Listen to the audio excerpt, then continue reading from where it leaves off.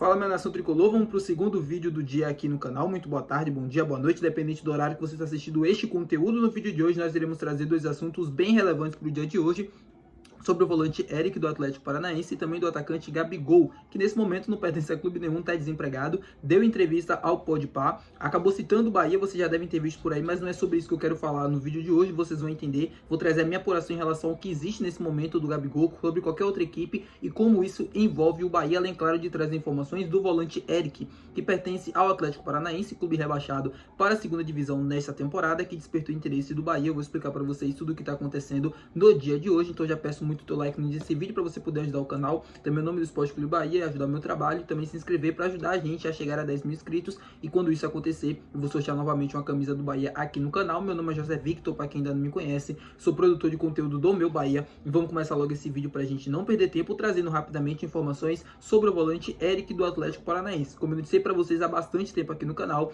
o Eric, que acabou entrando no radar do Bahia junto com outra equipe da MLS dos Estados Unidos, o Portland, e a situação basicamente não andou desde então. Só que novas informações estão surgindo justamente sobre esse nome, eu queria passar para vocês.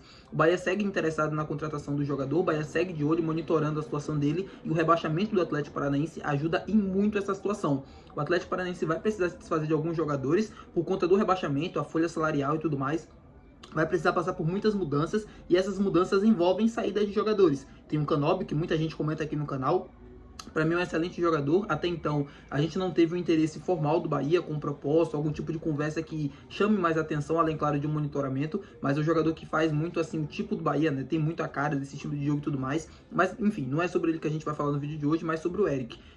Tá nessa lista meio que de dispensa do Atlético Paranaense, é um dos jogadores que vão ser negociados. Além do Bahia, outras equipes grandes do futebol brasileiro também estão interessadas na contratação do jogador. Santos, Botafogo, todos esses clubes ainda em fase de monitoramento, nenhum ainda com algum tipo de proposta ou coisa do tipo, a mesma situação que se encaixou o Bahia. Não tem proposta, não tem nada além de conversas do jogador com o empresário, o Bahia, nada do tipo. Isso deve acontecer nos próximos dias, porque o Bahia segue muito interessado nele e quer a contratação do atleta. O Rogério é das pessoas ali da diretoria, que deu, assim, da diretoria não, da comissão, mas quem está envolvido nessa situação e que deu o aval para a contratação dele. O Rogério entende que é um jogador que pode fazer muito bem aquela função no meio de campo como um segundo volante, junto com o Jean Lucas. É um jogador mais físico. Isso foi muito comentado na coletiva e é algo que chamou muita atenção.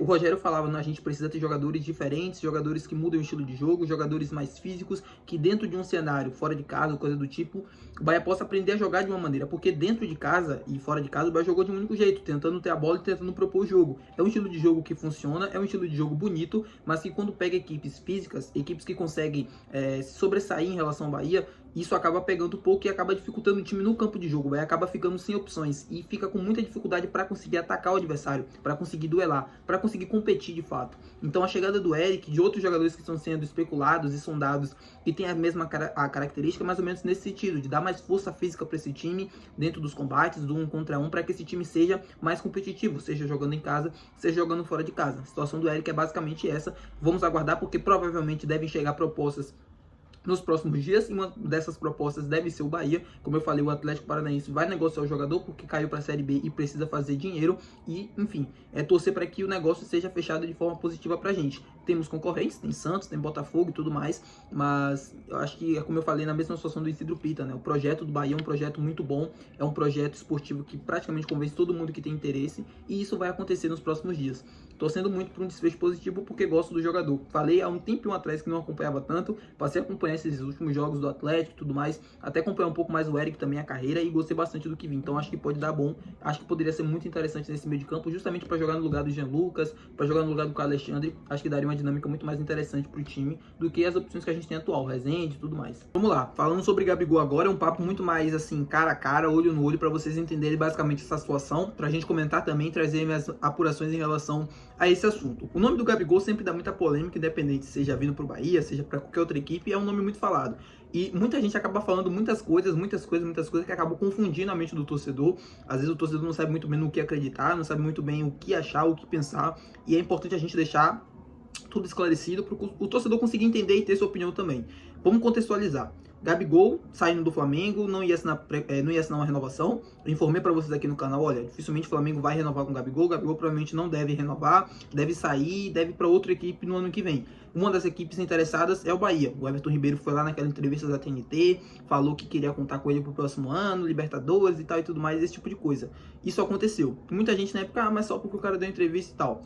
É o que eu falei, expliquei para vocês diversas vezes aqui no canal. O Everton Ribeiro, ele não vai chegar numa entrevista pra mídia nacional e chegar e falar daquela forma. Olha, a gente conta com ele pro ano que vem, a gente quer ele pro ano que vem à toa. O Everton Ribeiro é amigo dele, tem toda essa questão, mas você acha mesmo que ele ia fazer isso sem autorização do Cadu? Você acha que o Everton Ribeiro estava convidando o jogador sem o aval da diretoria? Óbvio que não. Quando o cara vai lá e faz isso, é porque ele sabe que tem o interesse do Bahia por trás, tem interesse da diretoria, do Cadu Santoro na contratação dele, e é uma forma de tentar convidar, uma forma de tentar fazer ele se aproximar do clube, ouvir propostas, enfim, coisas do tipo. Beleza, isso aconteceu, eles continuou no Flamengo normalmente, conseguiu ter mais oportunidades com o Felipe Luiz, jogou a final da Copa do Brasil, anunciou que não ia ficar, e logo depois veio a Globo, né, a mídia nacional também, deu a informação de que ele estava fechado com o Cruzeiro e queria jogar no Clube Mineiro na próxima temporada. O próprio Gabigol acabou desmentindo depois essa informação. Eu trouxe aqui no canal justamente pela mídia. A Globo é uma mídia forte, tal, tem muita influência e tem muita credibilidade. Só que o próprio Gabigol veio depois a público informar que não teve acordo, que não tem acordo com o Cruzeiro e que ele segue desempregado e segue ainda no mercado. O que é que eu acho que aconteceu? Eu acho que o Cruzeiro chegou... A Globo não ia dar essa notícia à toa. O Cruzeiro chegou muito perto da contratação dele, pode ter acertado o salário, pode ter acertado tudo, só que o negócio acabou não acontecendo.